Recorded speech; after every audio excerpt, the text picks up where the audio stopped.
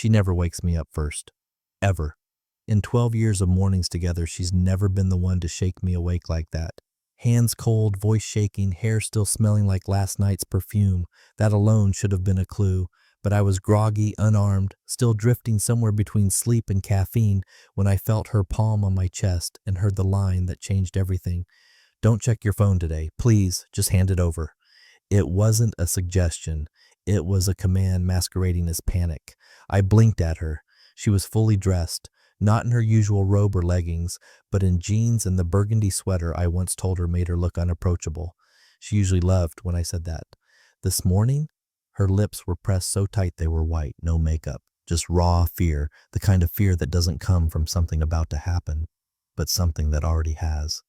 "Why?" I asked, sitting up slowly. Her hands fidgeted at her sides. I watched her fingers tap a silent rhythm against her thigh, as if counting seconds. "Just trust me, okay? It's not worth it. It'll ruin your day. Please." "No." And that single word broke her. She didn't yell, she didn't beg, she just cracked. She stepped back like I'd physically shoved her. Her knees hit the edge of the dresser, and she caught herself on instinct. I waited for an explanation, an apology, a fight, something. But she just stood there, trembling, and whispered, "You're gonna hate me by noon." Then she grabbed her keys and left. No goodbye, no kiss, no "we'll talk later." That's when the silence started screaming. You know how people say you can feel something is off? That some sixth sense kicks in? I used to think that was nonsense. A lie people tell themselves to feel more in control of chaos. But that morning, sitting in our dim bedroom with the covers tangled around my legs, I felt it in my chest like my rib cage was holding back something volcanic. The phone was right there, on the nightstand, buzzing once with an email, then again with a calendar alert, innocent enough, but I didn't touch it. Not yet. She'd cracked before anything even happened. That scared me more than whatever might be on that screen, because when a woman like my wife, calculating, measured, with a brain sharp enough to scare half her coworkers, voluntarily gives up control, you know something's gone nuclear. I stood up, slow, poured myself coffee, tried to read, checked the mail, fed our dog, all while the phone sat there like a bomb counting down. I didn't know what I was waiting for. Maybe I wanted to let her sweat. Maybe I wanted the truth to come to me rather than chasing it. Or maybe I just wanted her to make one more mistake before I struck back. And I will say this, especially that to the folks listening and thinking, man, I would have checked that phone the second she left. I get it. I really do. But that morning, I knew she'd already lost. She just didn't know how badly yet. So yeah, take a second now and subscribe if you haven't. Most of you haven't. And it really helps the team here bring you stories like this. Now back to my wife unraveling. I sat at the kitchen island, phone untouched, coffee cold, and slowly a question crept in. Not what she was hiding, but why now? What was coming at noon that scared her more than me seeing it first? I thought about the day before. Nothing strange. She worked late, came home tired, mentioned a client dinner. She smelled like hotel shampoo, which wasn't new. But she was unusually quiet. No music in the car, no podcast buzzing from her earbuds, just quiet. I remembered asking, "Rough day?" And she said, "Long day." Now I was wondering whose bed made it long. 9 o'clock a.m. I watered the plants, tried to distract myself. 10:30, I moved to the garage and pretended to organize old boxes, found our wedding album tucked behind the power drill, didn't open it. 11:15, and I sat in the backyard, phone in hand, still unopened, still ticking. My thumb hovered over the screen more than once. 11:58, a shadow moved across the yard. A bird, just a damn bird. And then noon struck. It started with a single buzz, then another, then a flurry so violent the phone nearly vibrated off the patio table. 73 notifications. 73, from one group chat I didn't recognize, no context, just wave after wave of unknown numbers, image previews, short messages. I hadn't even opened the first one yet, but my stomach already knew this wasn't a spam thread. This was war, and someone, some very specific someone, wanted me to see everything. At exactly noon, the phone lit up like a slot machine on its last spin. Not a call, not a calendar reminder, a flood. I didn't even hear the first buzz because the vibration wasn't a pulse, it was a roar. The phone danced across the patio table, nearly landing in my cold cup of coffee. 73 notifications, all from a single group chat titled, "Well, he deserves to know." No names. Just that. I stared at the screen. My thumb hesitated. My breathing didn't. First message, a photo of my wife elbow to elbow with a man I'd only seen once in a group dinner 2 months ago. His name was Greg or Grant or something forgettable. He ran sales at her firm, I think. Her hand was on his knee. His was under the table. The caption above the photo was short and cruel. "You think he knows?" Second message, a video. Her laugh. His voice, hotel hallway. Room 511. He whispers, "You always leave smelling like me." Her reply? Then he should have noticed by now. Third message, a cropped screenshot, a spreadsheet, her initials and his, next to a recurring hotel charge tagged as client meeting, time-stamped, repeated meticulously. And that's when the cold left my coffee and hit my veins instead. Because this wasn't a clumsy affair caught by accident. It was a dossier. Someone, some very specific someone, had been compiling this, saving it, waiting. And then precisely at noon, like it was time for maximum destruction, they pulled the pin and dropped it all in my lap. The names in the chat, unfamiliar, but the numbers had area codes from 3 states. I scrolled further, now locked in. Fourth message, another picture, this time of them leaving our house. Our house, Tuesday night, same outfit she wore when she came home, exhausted from client drinks. That's my front porch. That's my doormat. The replies in the thread varied, some laughing, some disgusted, some short texts like, "He deserves better," or "Bet he won't be lifeless now." I wasn't sure who was speaking, colleagues, friends, enemies, but what became obvious fast was that I wasn't the only one who'd been watching from the outside. By message number 11, they were talking about me directly. She'd written, "He's like a museum piece, nice to look at, but dead behind the glass." He replied, "Then let's steal the art." Charming. Around message number 20, they joked about using my liquor stash. My bourbon, poured in our kitchen. "He has good taste at least," she said. "I drink it with someone who knows how to use his hands." By message number 27, they were discussing my schedule, my calendar, which meant one of two things. Either she'd been reading my private planner or I had a data leak somewhere. Either way, they timed their little escapades like corporate raids, clean exits before I walked through the door. Message number 31 was a video again, this time from inside my garage. She was sitting on the hood of my truck, shirt half off, laughing. His voice said, "Bet he changes the oil himself. Poor guy." I stopped breathing for a moment, not because of what they were doing, but where they were doing it. The garage is where I keep my tools, my dad's tools, the ones I inherited, the ones I told her years ago never to touch unless she respected the space. Message number 38, a receipt. Room 511, 2 nights. Her name, his corporate card, date, our anniversary.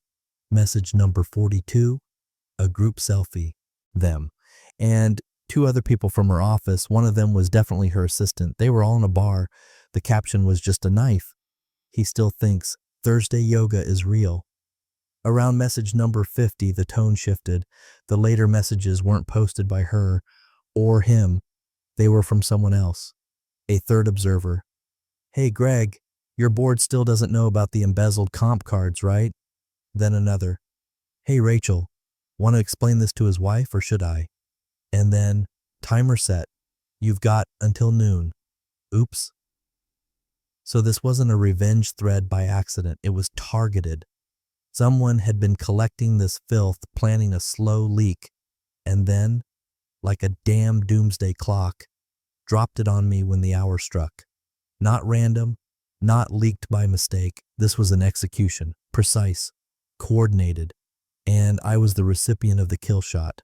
By message number 63, I stopped scrolling, not because I was done, but because a strange calm settled over me, the kind that only happens when your worst fear arrives, and instead of panic, you feel confirmation. I wasn't crazy. I wasn't paranoid. I was played methodically.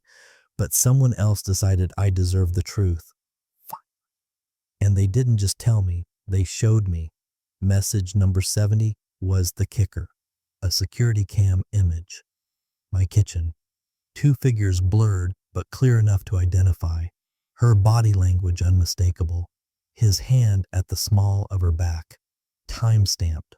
1 week ago. Then message number 71, the same image, but zoomed out. Now you could see the reflection in the microwave door, and that reflection was someone holding up another phone, filming them. Not her, not him, not me, someone else entirely. And that's when I realized this wasn't just betrayal. This was surveillance. And someone had been watching. Long before I opened that first message, I kept scrolling. My thumb moved like it was being dragged by something else, some cruel force that wouldn't let me look away. 73 messages, but it wasn't the number that burned. It was the rhythm, every single one delivered like a bullet, and each one carried a voice that sounded more and more like her, only not the version I married. This version wore her face but used it to laugh at me. She said he still irons his own shirts, one of them typed, followed by the cry laugh emoji. I swear that man was born in the wrong decade. Then came a photo, my wife legs crossed on our living room couch, the one I assembled, with my dog curled up beside her. Eric was beside her, shirt half unbuttoned. She was drinking from my favorite whiskey tumbler. You could see it clearly, the one with my initials etched in gold. You kept the dog home, someone messaged. Of course, she replied. The mutt hates him. That makes it more fun. I didn't realize I was holding my breath until I saw the next string of texts. He thinks I'm working late tomorrow. Perfect. I booked the lake cabin for 2 nights. Tell him it's a conference. Already done. Poor guy even offered to pack me snacks. My thumb hovered. I didn't click the video preview that followed. I didn't need to. The still image was enough. Her legs over his lap, fireplace in the background. The same cabin where she once told me she wanted to renew our vows. Then I saw it, what pulled me out of the fog. Message number 52 wasn't like the others. No emoji, no sarcasm, just a plain sentence. Stop texting here, someone's leaking this thread. Followed by, not funny, seriously, this wasn't supposed to get out. Then, I only sent it to you and Mia. Then a final one, message number 55. Who is forwarding this? Suddenly, the mood in the thread fractured. No more jokes, no more gloating. Now it was panic. You could almost hear them scrambling. And that's when the sick irony kicked in. They thought they were the ones getting away with something, that they were operating in some private little sandbox where I was the blind, faithful husband ironing shirts and packing snacks while they turned my life into a parody. But someone had turned the lights on, and they didn't know who. What kind of idiot laughs in a room with two-way mirrors? I scrolled again, slower now. The messages were shifting tone, less lust, more logistics, cover-ups, strategy. They were worried about a camera in my office, one I hadn't even remembered installing. They argued over deleting home security footage, but someone, my wife of course, said, he never checks it, he's too trusting. Trusting, as if that were some kind of disability. Eric chimed in, he's like a blank wall, safe but lifeless. Her reply, then tear down the wall. That's when I stopped breathing again, because I remembered saying something to her last month, after dinner, while washing dishes. She was staring out the window and I said, you've been distant lately. Everything okay? She looked back at me, smiled and said, you're just imagining things. It's work. Don't start acting insecure. I told myself she was right, that it was me. I blamed stress, deadlines, middle age, marriage fatigue, all the excuses men make to avoid facing the real possibility that their wives don't just drift, they jump. And now, here I was, watching the footage of my own slow humiliation, curated and time-stamped like a documentary, like someone had set out to show me not just that it happened, but how willing I'd been to be blind. By the time I hit message number 60, I stopped feeling pain. The rage didn't arrive like a scream. It came cold, methodical, like water freezing into a shape. And I realized I wasn't reading a confession. I was reading a script, They weren't ashamed of what they did. They were performing it, rehearsing it, planning the lighting, the timing, the story beats, the lies she'd feed me so they could squeeze in another night together without suspicion. It wasn't just betrayal, it was cruelty, an orchestration of humiliation. Every shared look, every mocking inside joke between them while I cooked dinner or mowed the lawn, it had all been part of their theater, but someone, whoever was behind that mysterious thread, decided to rip the curtain open mid-performance. And now I had the whole cast list, the setting, the plot, even the understudies. The only thing missing was my role. But don't worry, I was about to rewrite the final act. I should have stopped at the messages, should have put the phone down, gone for a drive, screamed into a tree, or smashed something, but I didn't. I opened the cabinet behind the coats in the upstairs hall, the one she forgot existed. Behind the lining, there was an old hard drive tucked inside a case labeled Photos 2016. That was the first lie. I plugged it into my laptop and opened the folder. Not photos, not even close. Months ago, I'd quietly installed a silent cloud sync protocol on our home security hub. Not the visible camera system, but a mirrored line that captured raw feeds directly from the wall-mounted base station. Frank, my brother's old friend, helped me set it up, said it was good practice to have independent storage in case of power surges or other human error. I thought he was being dramatic. Turns out, Frank knew exactly what kind of errors humans make, especially the married kind. The files weren't flashy, no thumbnails, no previews, just timestamps, dates, long file names like intmstr bedroom cam 21403.move. I opened the earliest clip that lined up with one of the message dates. The silence in that room was louder than anything I'd heard. Eric, now I had a full name from LinkedIn, walked into our bedroom like he owned it.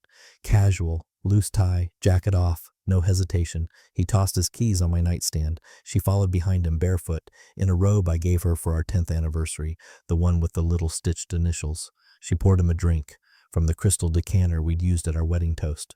I'd saved that bottle for milestones. Apparently she thought milestones included desecrating our bed. They didn't even whisper. That's how comfortable they were.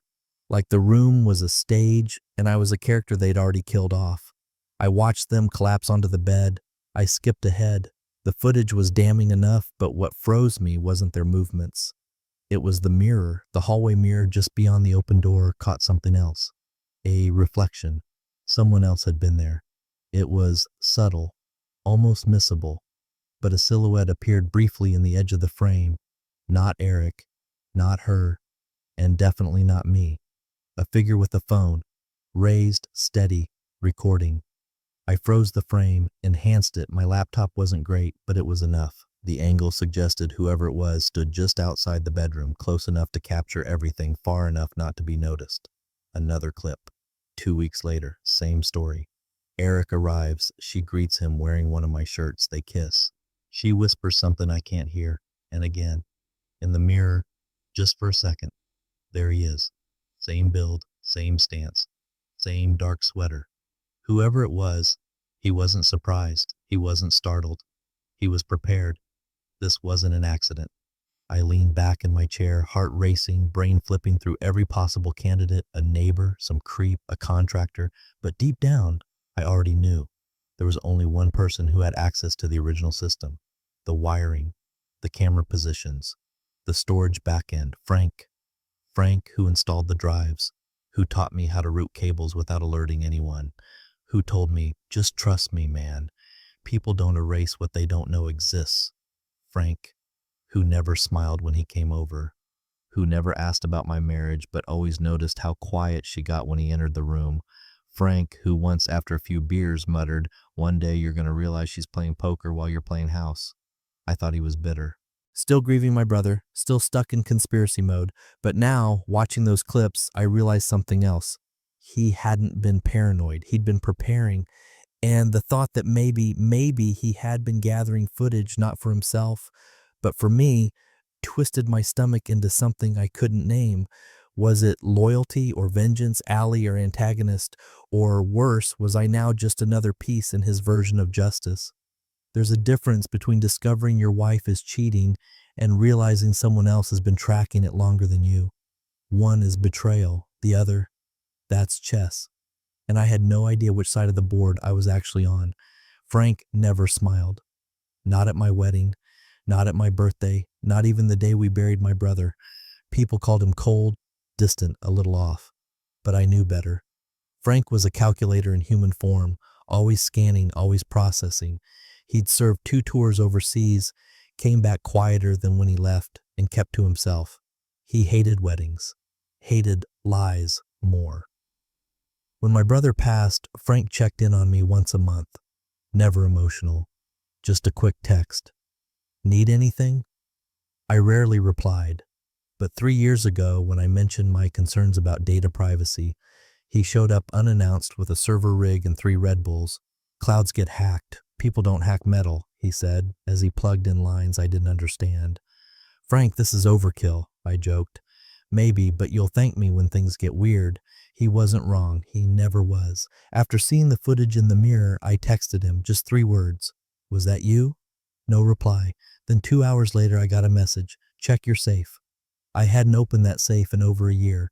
It was where we kept important things. Our marriage license, my old college degree, her grandmother's locket, a copy of our prenup I never bothered reading past the first page. I turned the dial with numb fingers, opened the door, and there it was. An envelope, yellowing slightly, labeled in Frank's sharp mechanical handwriting. When it's time. I pulled out the papers inside. A printed copy of our prenup, annotated. Every clause highlighted, every subsection footnoted. And then, stuck to the top page, a neon post-it note with just 1 line in block letters. Section 4C, enjoy. I flipped to it. There it was.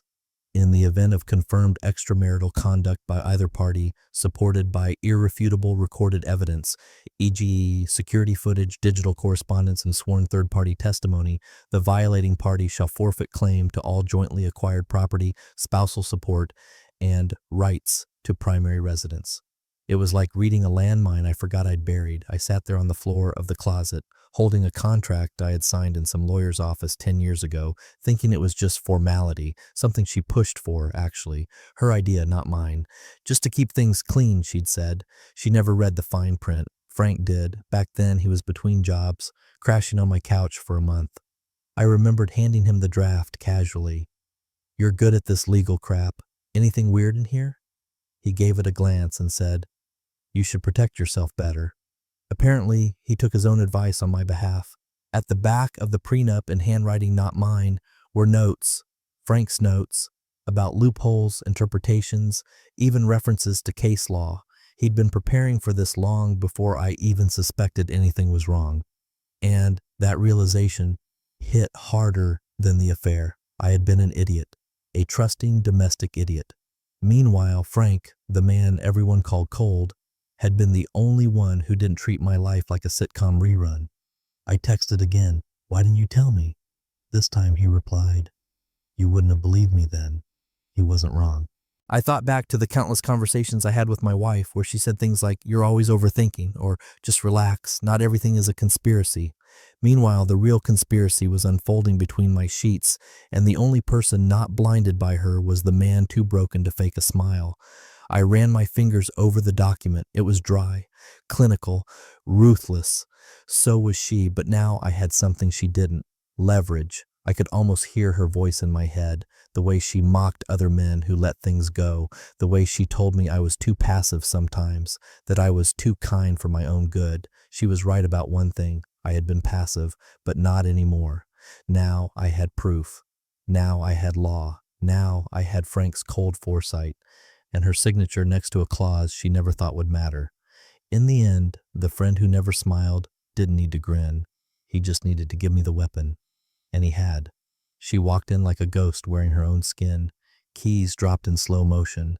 No hey, no fake smile, no performance.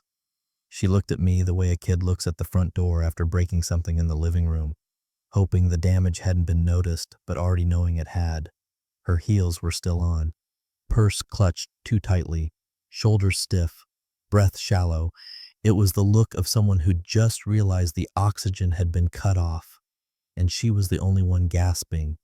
I didn't move. I was sitting at the dining table, lights low, glass of water untouched. I had prepped this moment, not with rage, not with screaming, but with silence, the kind that makes a person squirm before they're even accused, the kind that says, I know, and I'm waiting to see which version of the truth you'll try to sell first.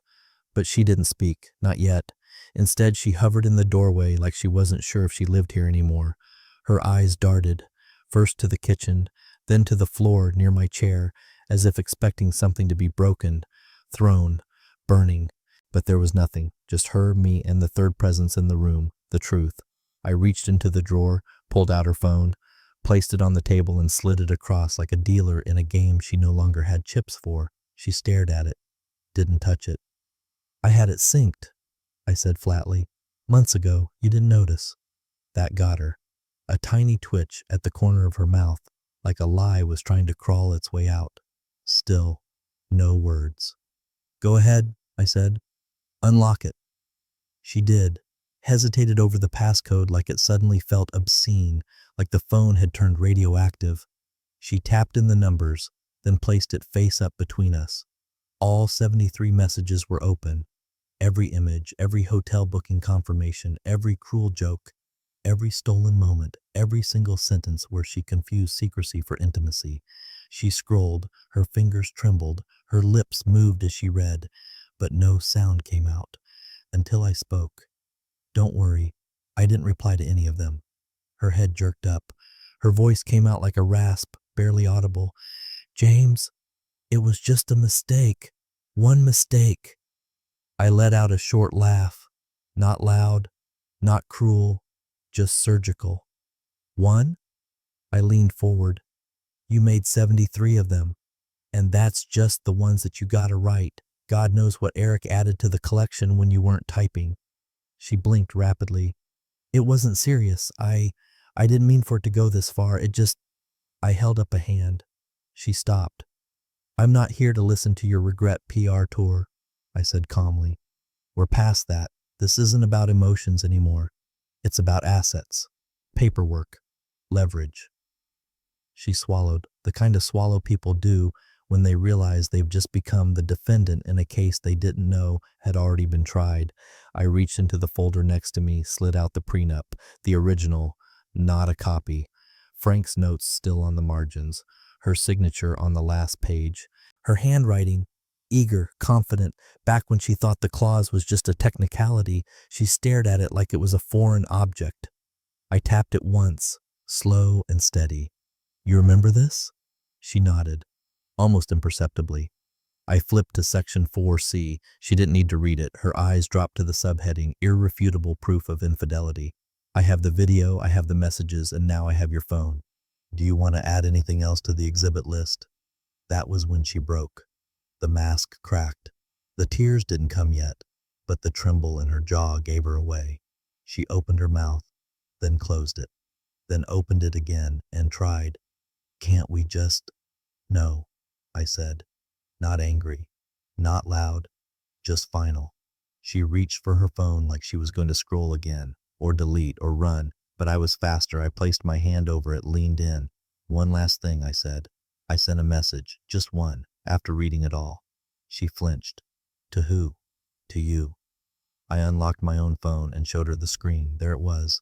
One message, sent 4 hours ago. I'll see you in court. She looked like she might vomit. I stood up, gathered the documents, picked up my glass, walked past her without another word. The war wasn't emotional anymore. She had won that battle when she made a fool of me behind my back. But now it was about facts, and I had all of them. Monday morning came with surgical precision. At exactly 9:01 a.m., my attorney filed the paperwork with the county clerk's office. Divorce petition, evidence packet, prenup activation, the works. There was no dramatic meeting, no coffee shop confrontation, no late night begging, just a man in a charcoal suit pressing send on an encrypted email and giving me a slight nod across the table. I didn't nod back. I didn't need to. The work was done. That same minute, she was still asleep in what used to be our bed, wrapped in Egyptian cotton sheets I bought, dreaming perhaps that everything could still be salvaged with a tearful apology and some bad therapy. She had no idea the floor had already opened beneath her. By 10:17 a.m., I got the first text from her. One word, James, I didn't answer. At 10:32, she called. I watched the phone ring, screen glowing with the photo I'd taken of her on her honeymoon, sun on her face, smiling like she knew secrets. Turns out she did. I declined the call. At 10:44, my lawyer's office forwarded me a voicemail from her attorney, a woman I'd never heard of. Mr. Levin, this is Sarah Downs. I've been retained by your wife and would appreciate a call at your earliest convenience regarding the recent petition filed. She's a bit surprised by the clause mentioned in the documents, and we'd like to discuss the interpretation. Interpretation? Good luck. I had the original. I had the notarized copies. I had Frank's version, digitally signed and annotated with every legal precedent that had upheld the clause in 3 separate state courts. And the kicker, she had no attorney-client privilege fallback, because years ago, when we were still playing house, she had used my attorney to finalize the prenup. Same firm, same name on the header. Conflict of interest? Sure. But that's why she'd been advised to get her own legal counsel back then, and she declined. We trust each other, she'd said. Oh, the irony. By noon, she'd tried again, called twice, sent a long email, subject line, please don't do this. I didn't open it. Instead, I sent a courier to the house with a key envelope and a checklist. Not a note. A list. Car lease. Terminated. Utilities. Transferred. Insurance canceled. Joint checking. Closed at 8:45 a.m. Access codes. Reset. Locks. Replaced. The house wasn't hers to keep or fight for. We'd purchased it under my family trust for tax reasons. Her name had never made it past the mailbox. She thought she was safe because the bills came in both our names. She never checked the deed. The car? Leased under my consulting firm. She hadn't made a single payment in 2 years. She had spent the last decade building a life on scaffolding, assuming she owned the foundation. But all it took was one clause, one tiny paragraph buried on page 7 of a document she'd dismissed as legal mumbo-jumbo. In the event of proven infidelity, all claims to shared assets, properties acquired post-marriage, or spousal support are forfeited. My lawyer didn't have to fight. He just had to file.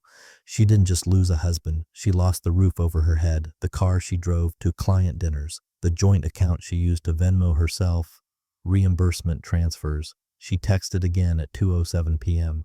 Can we just talk? I sent back a number. It wasn't mine. It was for the moving company I'd already hired, and the storage unit I'd prepaid for her things. I didn't rage, I didn't gloat, I executed, because this wasn't about love anymore. This was about arithmetic. And the math said she subtracted loyalty, so I subtracted everything else.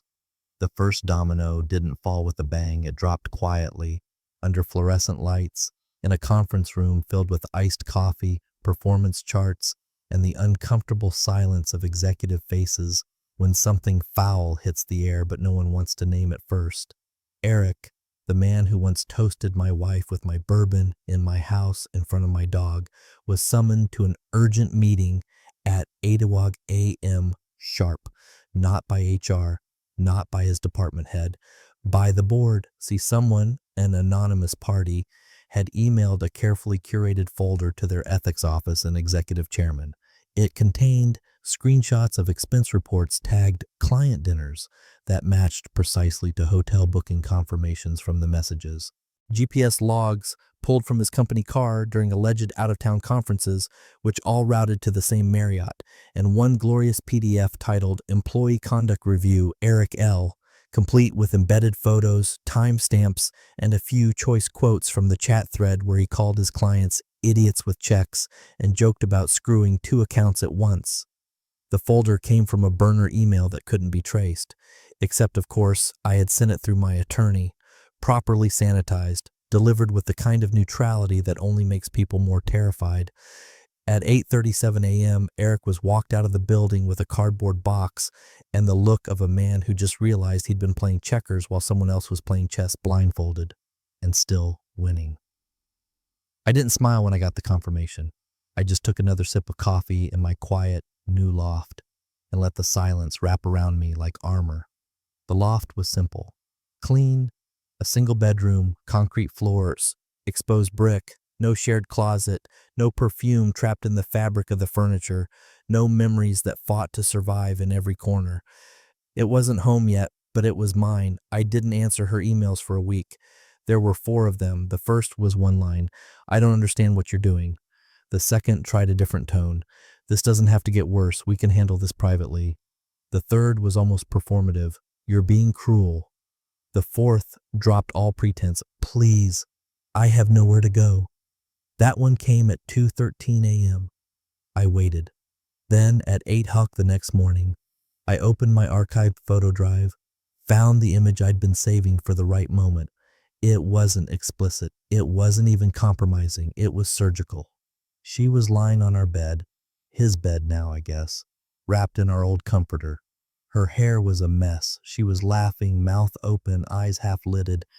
But what made it art wasn't her face. It was the object she was holding. My wedding photo, upside down.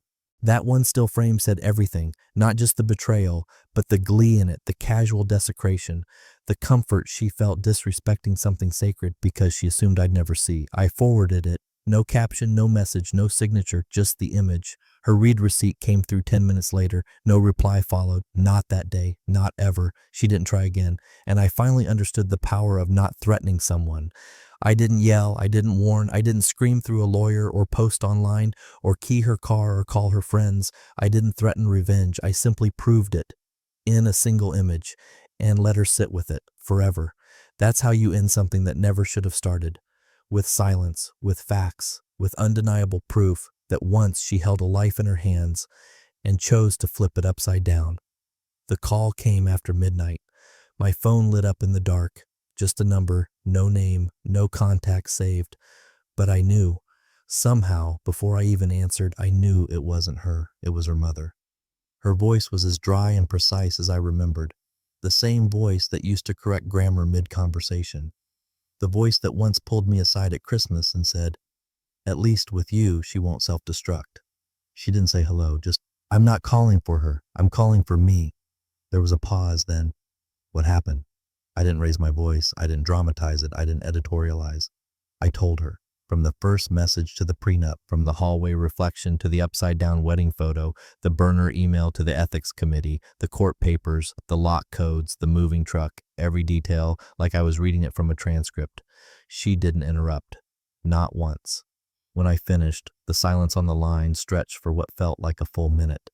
Then she whispered, barely audible, "You were the best thing that ever happened to her." I told her that, over and over. It didn't sound like flattery. It sounded like regret with a coat of dust on it, like something she'd said years ago and already knew was pointless. She never listened, she added, quieter now. She thought loyalty was a given, that people just stayed. I didn't respond. I didn't know what to say to that. I wasn't interested in becoming anyone's lesson. Then she said one last thing. It didn't come out bitter. It wasn't accusatory. It just was. She asked me yesterday if I thought you'd ever forgive her. I told her no, because you don't forgive someone who planned it. You might forgive someone who slips. But this was architecture. That word hit harder than any insult ever could. Architecture. That's exactly what it was. She didn't trip into Eric's bed. She constructed it, designed it, timed it, built cover stories, planned the timeline, used my habits, my silence, my trust as the scaffolding. And when it all collapsed, she acted like it was some tragic accident, like she fell into betrayal instead of engineered it. Her mother's voice cracked once, just once. She still hasn't cried, not in front of me, just sits there, says nothing, keeps checking her phone. "She won't get a reply," I said finally. "I know," her mother answered. "That's why I'm calling, so I could hear your voice, so I'd know you were okay." There was nothing left to say after that. We hung up. I sat there for a long time, staring at nothing, not angry, not even sad, just clear, the kind of clarity that doesn't come in waves.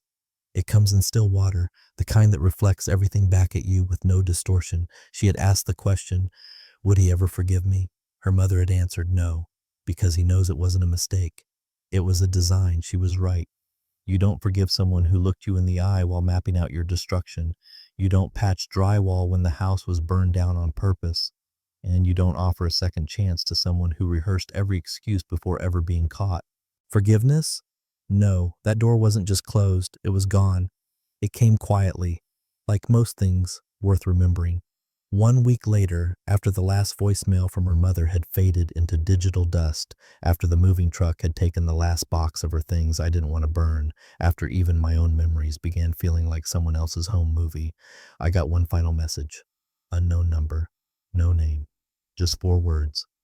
This is Eric's wife. My thumb hovered. I waited, unsure if I was ready for what followed. Then it came. Thank you. Attached was a scanned affidavit, signed, dated, notarized. Page 1, a formal statement confirming the affair between Eric and my wife.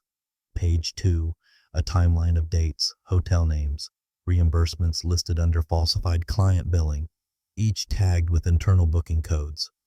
Page 3, copies of Eric's corporate credit statements, flagged entries, and security footage stills she had pulled from a company server she clearly wasn't supposed to access. It wasn't vengeance, it was documentation. It wasn't rage, it was precision. Eric hadn't just violated me, he violated her too. The same sleazy arrogance that let him desecrate my marriage had corroded his own, and somewhere along the way, his wife became the second unseen witness. Maybe she'd known all along. Maybe she'd been waiting, like I was, for the right pressure point to collapse the dam. I didn't reply. I just forwarded it to my attorney with the subject line, "Add to file. Final nail." He responded 10 minutes later, "This will expedite everything." And it did. 3 days later, my divorce was finalized. No negotiation, no mediation, no tug of war over furniture, or who got the dog, or which weekends were fair. She didn't fight, because legally she couldn't. The clause had been activated. The evidence was airtight. The message from Eric's wife had been the last drop of gasoline on an already blazing fire. By Friday, I had changed my number. I didn't leave a forwarding address. I closed the email account she still had access to, shut down the shared calendar, terminated the last streaming subscription with her name on it. But before I disappeared completely, I sent her one last thing, a photo, a simple bench, carved by hand, my hands, cedar, sanded smooth, left unfinished because I always liked the smell of raw wood. It sat on the edge of a trail where I used to walk our dog before things got twisted. Fixed to the backrest, a small brass plaque. The engraving read, "Some things break once, others break forever." That was it. No name, no return address, just that photo. And then I blocked her. Everywhere. For good. No screams, no final confrontation, no teary airport goodbye or screaming match on a rainy sidewalk. No moment for her to cry, to beg, to twist the narrative into something digestible for her next victim. Just closure. Unforgiving and absolute.